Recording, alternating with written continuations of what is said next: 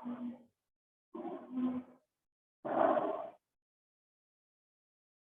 जी, नमस्कार बेटा, good morning आप सभी को। हिंदी की कक्षा में आपका स्वागत है। 9th क्लास, कल की क्लास में मैंने आपको पहले ये पूरी जानकारी दे दी थी कि अगली क्लास तो हमारी ब्लैक बोर्ड क्लास रहेगी। और ब्लैक बोर्ड क्लास लेने का क्या मोटिव है कि हम यहाँ पर अपनी कक्षा 9 के पर्ष के पाठ्य पुस्तक पद्यांश भाग का दूसरा चैप्टर ले रहे हैं, और वो है हमारा पाठ 2, जिसका नाम दिया गया है रहीम के दोहे।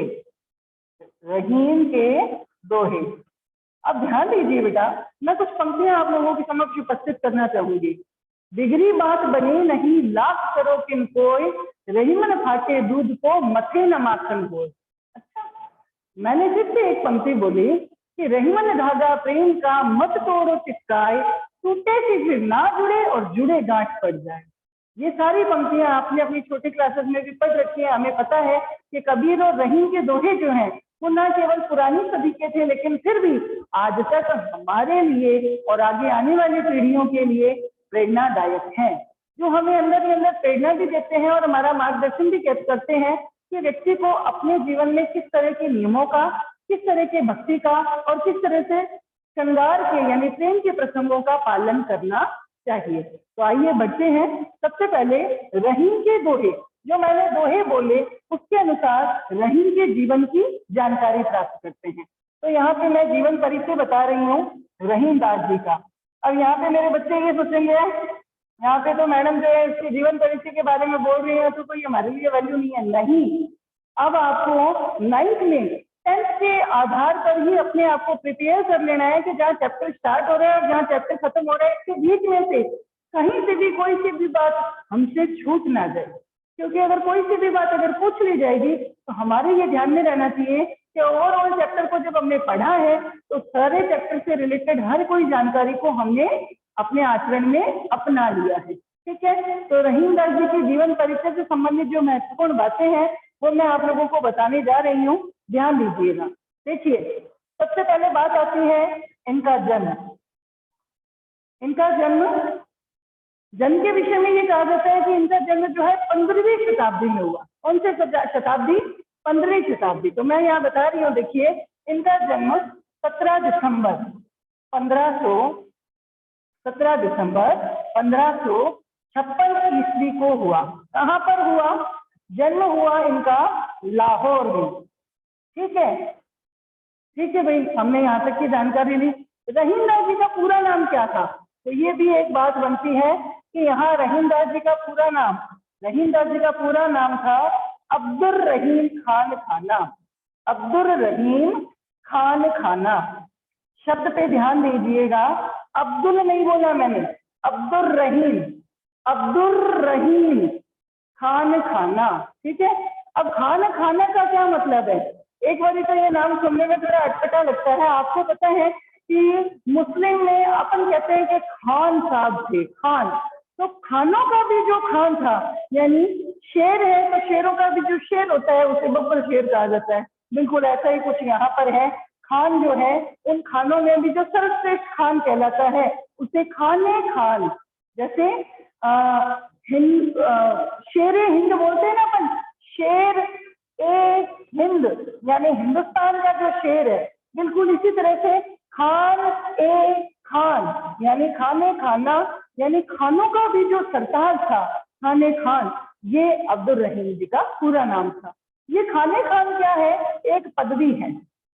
क्या है? एक पदवी है, यानी उपाधि दी गई थी। ये एक उपाधि यानी सम्मान दिया गया था। ये सम्मान दिया गया था किसके द्वारा? तो बात आती है रहीम दास जी जो है वो यहाँ पर मध्ययुगीन कवि थे। मध्ययुगीन यानी 15वीं शताब्दी के एक कवि थे। और कवि किसके दरबार से थे? ये थे दरबारी कवि, और उस शहंशाह का नाम है मुगल शासक अकबर। यानी यहाँ पर जिसको बादशाह के नाम से जाना जाता है, बादशाह मुगल, उसका नाम क्या था? अकबर। अकबर के ये क्या थे? दरबारी कवि थे। समझ आ गई बात? ठीक है। अब रहीमदास जी का जन्म 17 दिसंबर 1556 को लाहौर में हुआ था। इनका पूरा नाम था अब्दुल रहीम खाने खाना। खाने खान जो है ये एक उपाधि थी जो इनके अपने ही जो आश्रयदाता शासक थे उनके द्वारा दी गई थी। उस आश्रयदाता शासक का नाम था बादशाह अकबर, जो मुगल साम्राज्य का सर्वोत्कृष्ट शासक था।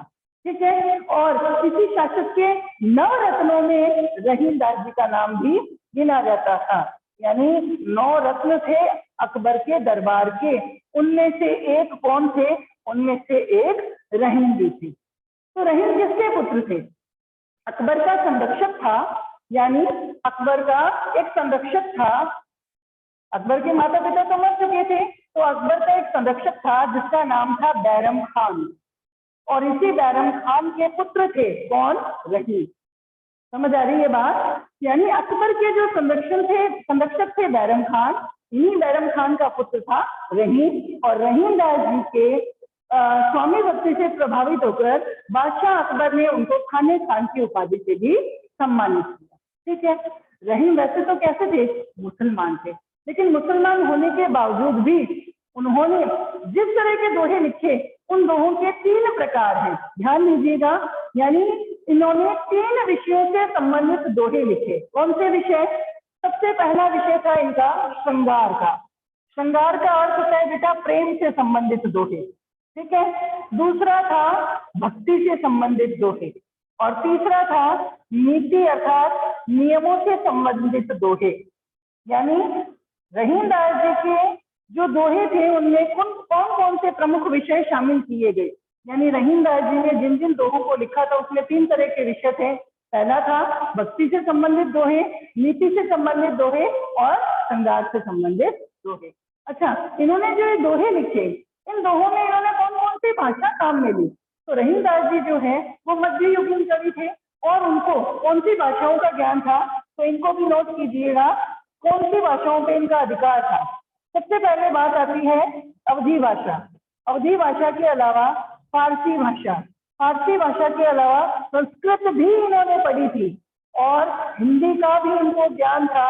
और कृष्ण भक्ति से जब ये प्रभावित हुए तो ब्रज भाषा को भी इन्होंने सीखा था। खड़ी बोली हिंदी आ गई, इसको खड़ी बोली भी कहा जा सकता है। ब्रज भाषा आ गई, अवधी फारसी आ गई, और संस्कृत भाषा का भी इनको ज्ञान था। आ गई बात समझ में? रहीमदास जी ने जिन विषयों पर दोहे लिखे थे, तो रहीमदास जी की कुछ विशेष रचनाएं थी। इन रचनाओं के माध्यम से रहीमदास जी बहुत प्रसिद्धि और ख्याति प्राप्त कर चुके थे। वो रचनाएं कौन सी थी?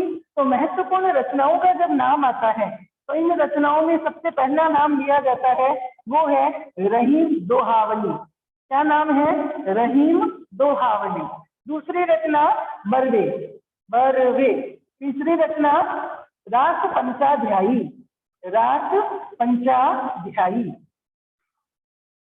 और चौथी रचना मदनाष्टक। तो इस तरह से आपके पाठ्य पुस्तक में जितनी रचनाएं दी गई हैं उनमें से कम आपको 3 या 4 रचनाओं के नाम याद होंगे, बहुत ही आवश्यक हैं। आगे बात समझ में? इसका पूरा दोहरान कर रही हूं मैं, ध्यान से सुनिएगा। रहीम के दोहे, जब भी रहीम के दोहों की तरफ हमारा ध्यान आकर्षित होता है तो सबसे पहले हम रहीमदास जी के जीवन के विषय में जानकारी हासिल करना चाहते हैं। तो रहीमदास जी का जीवन परिचय क्या था कि इनका जन्म लाहौर में सन 1556 में 17 दिसंबर को हुआ। किसके यहाँ हुआ? बैरम खान के यहाँ हुआ। बैरम खान कौन थे? मुगल बादशाह अकबर के संरक्षक थे। मुगल बादशाह अकबर के संरक्षण में रहते हुए जो रहीमदास जी थे वो भी उनके यहाँ क्या थे? दरबारी कवि थे। उनके दरबारी जितने भी लोग थे उनमें नवरत्नों में से एक थे रहीमदास जी, और रहीमदास जी के कार्यों से या स्वामी भक्ति से प्रभावित होकर अकबर ने उनको एक उपाधि दी, वो उपाधि थी खाने खाना। यानी रहीमदास जी का पूरा नाम था अब्दुल रहीम खाने खाना। और रहीमदास जी ने जिस तरह के दोहे लिखे थे उन दोहों में मुख्य रूप से 3 विषय थे। प्रेम से संबंधित यानी श्रृंगार के दोहे, भक्ति से संबंधित दोहे, और नियमों से संबंधित अर्थात नीतिगत दोहे। इन्होंने जितने भी दोहे लिखे उनमें कौन कौन सी भाषाओं को शामिल किया? ये भाषाएं थी अवधी भाषा, फारसी भाषा, संस्कृत भाषा, हिंदी खड़ी बोली और ब्रज भाषा। इसके अलावा इन्होंने अपनी इन भाषाओं में जिन जिन रचनाओं का लेखन कार्य किया, ये रचनाओं में से प्रमुख रचनाओं के नाम है रहीम दोहावली, बरवे, रास पंचाध्यायी और मदनाक्षर। तो इस प्रकार से रहीम दास जी जो है उनके द्वारा लिखे गए दोहे जो वो आज के समय में भी हमारे लिए बहुत ही प्रेरणास्पद है, हमारा मार्गदर्शन करने वाले हैं। यही कारण है कि इतने पुराने लिखे गए दोहों को भी आज भी हम अपने 21वीं सदी के पाठ्यक्रम में पढ़ रहे हैं, क्योंकि ये कहीं ना कहीं हमारा ज्ञान वर्धन करते हैं। तो आइए चलते हैं अपने इन्हीं दोहों की ओर। तो सबसे पहले आप अपनी पाठ्य पुस्तक में देखिए किस तरह के दोहे दिए गए हैं। सबसे पहले आता है आपका, ये तो हो गया कवि का परिचय, कवि के जीवन परिचय से संबंधित बातें हमने जान ली। जब आप अपने पाठ्य पुस्तक में से पढ़ोगे तो मुख्य मुख्य बातें जो है मैंने यहाँ पे जो समझाई है वो उसमें शामिल कर ली गई है। अब आता है आपके पाठ का परिचय। पाठ परिचय में क्या दिया गया है, मैंने आपको बताया उन्होंने 3 किस्म के दोहे लिखे। 3 किस्मों में सबसे पहला आता है श्रृंगार। श्रृंगार का अर्थ होता है प्रेम। आपको पता है प्रेम से संबंधित दोहे, रहीम धागा प्रेम का मत तोड़ो चिटकाए, टूटे से फिर ना जुड़े और जुड़े गांठ पड़ जाए।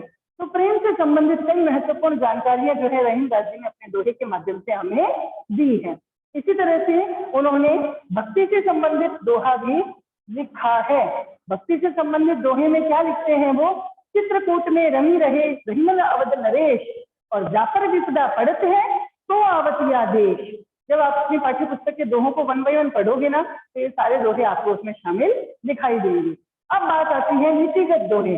नीति से संबंधित दोहे यानी इस संसार में रहते हुए में हमें कौन से नियमों का, कौन से कायदों का, कानूनों का पालन करना चाहिए। रहीम दास जी ने बताया कि ये दोहा आपकी पाठ्य पुस्तक में नहीं है, मैं अपनी तरफ से आपको बता रही हूँ। नल की, नल यानी जो पानी देता है, नल की और नर नील की, क्या कहते हैं, नर की और नर नील की गति एक कर जोए, जे तो नीचो वे चले ते तो ऊंचो होए। या फिर रहीमन पानी राखिए बिन पानी सब सून। आपके पाठ्य पुस्तक का अंतिम दोहा है, रहीमन पानी राखिए बिन पानी सब सून, पानी गई न उबरे मोती मानुष चून।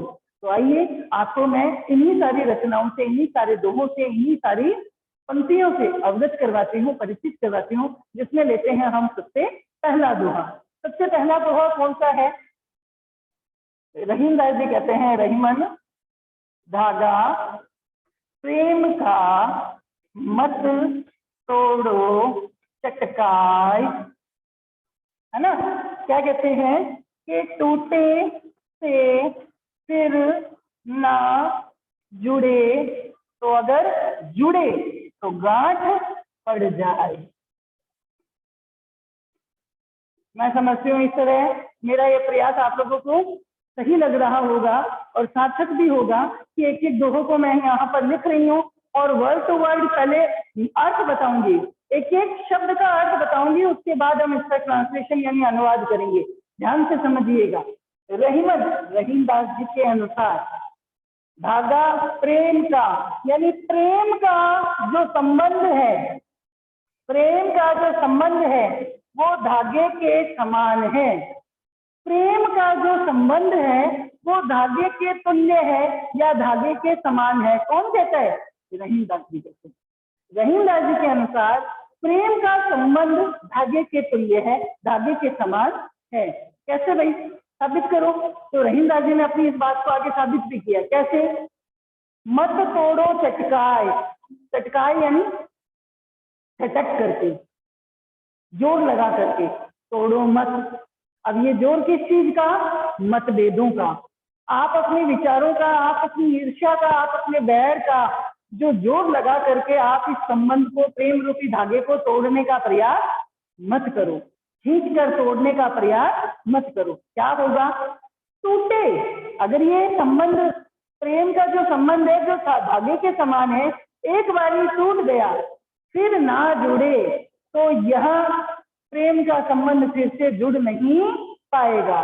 जिस तरह से एक टूटा हुआ धागा वापस से जुड़ नहीं पाता, अगर उस धागे को जोड़ने की कोशिश की जाए तो क्या होगा, जुड़ेगा तो सही, गांठ पड़ जाए, लेकिन उसमें गांठ लग जाती है। जब उस टूटे हुए धागे को जोड़ने का प्रयास किया जाएगा तो उसमें किस प्रकार से गांठ लग जाती है, उसी तरह से यदि एक बार प्रेम का संबंध जो है, आपसी प्रेम का संबंध जो है टूट जाए या खराब हो जाए या उसमें मतभेद आ जाए, तो उसमें पहले जैसी मधुरता और सरसता नहीं रहती है। बस यही नीतिगत जानकारी रहीमदास जी ने इस दोहे के माध्यम से दी है। तो हम कैसे करेंगे इसका अनुवाद? कि प्रस्तुत पंक्तियां हमारी पर्ची पाठ्य पुस्तक के प्रथम पाठ नहीं, द्वितीय पाठ रहीमदास जी के दोहों से लिया गया है। इसके रचनाकर्ता कौन है? इसके रचयिता रहीमदास जी है। रचयिता लिखते समय हम कई बार गलती करते हैं, हम रचयिता ऐसे लिखते हैं, जबकि ये क्या है, ये गलत है। उसको जब हम बोले तो उसके बोलने का भी उच्चारण ऐसा होना चाहिए, इसके रचयिता, इसके रचयिता रहीमदास जी है, इसके रचनाकार रहीमदास जी है। और प्रस्तुत दोहे में रहीमदास जी ने हमें नीतिगत बात से अवगत करवाया है कि प्रेम के संबंध में मतभेद कभी नहीं लाने चाहिए। दोबारा से देखिए अर्थ क्या देते हैं। रहीमदास जी के अनुसार मनुष्य के भीतर प्रेम का जो संबंध है वो धागे के समान है, इसे मतभेदों के द्वारा झटके से तोड़ना नहीं चाहिए। जिस प्रकार एक धागा टूट जाने पर जुड़ता नहीं है और अगर उसे जोड़ने की कोशिश की जाए तो उसमें गांठ पड़ जाती है, उसी तरह से प्रेम का संबंध फिर से जुड़ नहीं पाता है और अगर उसे वापस से जोड़ने की कोशिश की जाए तो उसमें वैसी मधुरता और सरसता नहीं रहती है जैसी पहले थी। अतः प्रेम के संबंध को धागे की सदृश्य संभाल कर हमें रखना चाहिए। ये बहुत नाजुक होता है, बहुत कोमल होता है। आया यहाँ तक समझ आप लोगों को? हाँ जी, 9th क्लास आप लोगों को मैं मानती हूँ पहले दोहे का अर्थ अच्छे से समझ आया होगा। हाँ जी, 9th क्लास। चलिए बढ़ते हैं अपने दूसरे दोहे की ओर। दूसरा दोहा क्या कहता है, ध्यान रखिएगा। यहाँ पर दूसरा दोहा हमें समझाता है, कई बार ये होता है ना बेटा, जब हम दुखी होते हैं तो हम अपनी दुख की बातों को दूसरों से शेयर कर लेते हैं। रहीमदास जी क्या कहते हैं कि ऐसे व्यक्तियों से शेयर करो जो आपके दुख को बांट सकता हो, लेकिन आज के समय में ऐसा कोई भी हमारा परम मित्र मिल ही नहीं सकता। तो रहीम ने हमें क्या समझाया? रहीमदास जी कहते हैं, देखिए, रहीमन निज मन की व्यथा मन ही राखो गोय। क्या करना है भाई? अगर हम दूसरों को शेयर करेंगे तो क्या होगा? देखिए, सुनी है अच्छे ले हैं लोग, बांट ना लीजिए को। अब देखो कितनी अच्छी शिक्षा हमें रहीमदास जी ने दी है। हमारा इसका अनुवाद करने का पैटर्न वही रहेगा। प्रस्तुत पंक्तियां हमारे पाठ्य पुस्तक के द्वितीय पाठ रहीमदास जी के दोहों से लिया गया है, जिसके रचनाकार, जिसके कवि, जिसके रचयिता, जिसके लेखनकर्ता रहीमदास जी हैं। अब कोई से भी शब्द का चयन आप कर सकते हो जो आपके लिए बहुत आसान हो, ठीक है। रहीमदास जी ने प्रस्तुत दोहे के माध्यम से हमें सांसारिक नीति से अवगत करवाया है कि व्यक्ति को अपने दुखपूर्ण बात जो है, अपनी संताप वाली बात जो है, किसी के आगे साझा नहीं करनी चाहिए, क्योंकि आज के समय में आपके दुख की बात को जान करके लोग उसका मजाक बनाते हैं और हंसते हैं, है ना। क्या कहते हैं, देखिए, अब अनुवाद पे आते हैं।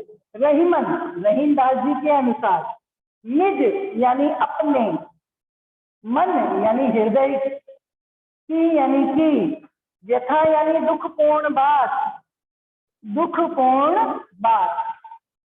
आगे समझ। रहीमदास जी के अनुसार व्यक्ति को अपने हृदय की दुखपूर्ण बात क्या करनी चाहिए? मन यानी हृदय, ही यानी में ही, राखो यानी रखनी चाहिए, गोय यानी छिपाकर, गोय यानी छिपाकर। बेटे वर्ड टू वर्ड मीनिंग बता रही हूँ, एक एक शब्द का अर्थ बता रही हूँ और फिर अपने आप अनुवाद बन रहा है इसका। रहीमदास जी के अनुसार व्यक्ति को अपने हृदय की दुखपूर्ण बात अपने हृदय में ही रखनी चाहिए छिपाकर। बन गई पूरी पंक्ति का अर्थ। रहीमदास जी कहते हैं कि व्यक्ति को अपने मन की या अपने हृदय की दुखपूर्ण बात को हृदय में ही छिपाकर रखना चाहिए। क्यों? आगे वो कारण देते हैं। सुने हैं, सुने हैं यानी सुन लेते हैं। जो दूसरे लोग हैं वो सुन लेते हैं, तुम्हारे दुखपूर्ण बातों को सुन लेते हैं और सुनकर अठिले हैं, अठिले हैं यानी अट्टहास कर हंसते हैं, अट्टहास कर हंसते हैं लोग। जो जितने भी लोग हैं जिनसे आप अपने दुखपूर्ण बात को बता रहे हो, साझा कर रहे हो, वो आपकी बात को सुन लेते हैं और सुनकर उसका मजाक बनाकर हंसते हैं। बांट ना लीजिए कोई, बांट यानी बंटवारा,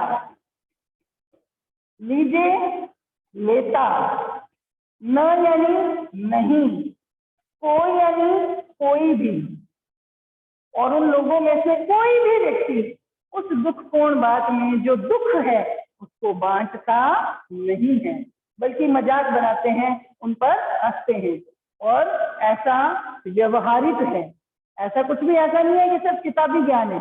अपना करके देख लीजिएगा कि हम क्लास में इतने बच्चे बैठे हैं, अगर किसी कारणवश किसी एक बच्चे को डांट पड़ रही है तो बाकी जो लोग हैं उसकी डांट की बात को सुनकर मजा लेते हैं।